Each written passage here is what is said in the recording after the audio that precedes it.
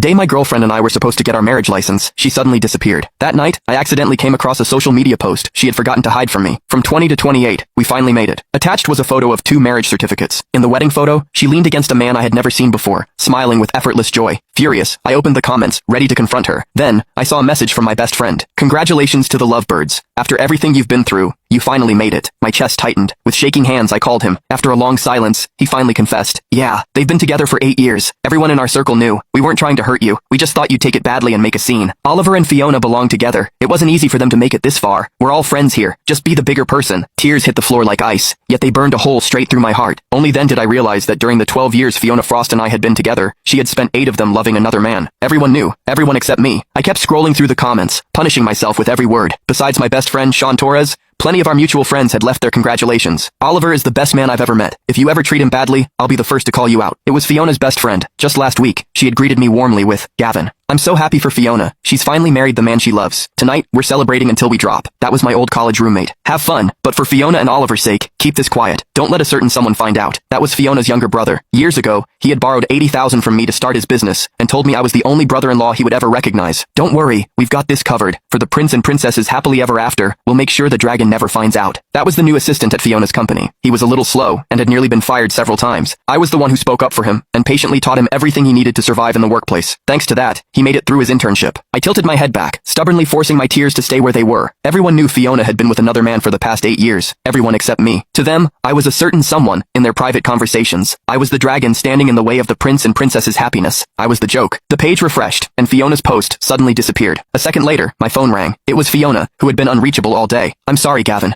Our company's system had a major outage today, and I've been swamped. I haven't even looked at my phone. We've both been so busy lately. Let's put off getting our marriage license for now. She paused for a moment before adding, oh, by the way, did you happen to see anything interesting on social media today? Her voice was tense. The clumsy probing was impossible to miss. I forced myself to sound normal. I couldn't get through when I called you today, and I was at the hospital taking care of my mother. I haven't had time to check social media. Go take care of work. As for the marriage license, we'll do it whenever you're free. My mother had never been healthy. Last year, she was diagnosed with late-stage stomach cancer. The doctor said that, even under the best circumstances, she had maybe 3 years left. Her only wish was to see Fiona and me get our marriage license before I turned 30. Today was my 30th birthday. She was still lying in her hospital room, waiting to see our marriage license. But I could never make her final wish come true, because Fiona had already become someone else's wife. I sank into a corner of the hallway and ran a hand through my hair. Tears splashed onto my phone, blurring the bold black letters on the screen. After wiping it clean, I silently memorized the location of their celebration. Gilded dining room, suite 302. The moment I pushed open the private room door, shimmering confetti rained down over me. As the glittering ribbon confetti drifted down, I caught sight of Fiona, in another man's arms. She was leaning into his kiss, her knees nearly giving way. The friends I knew so well stood around them with their phones raised, capturing every sweet moment. The perfect scene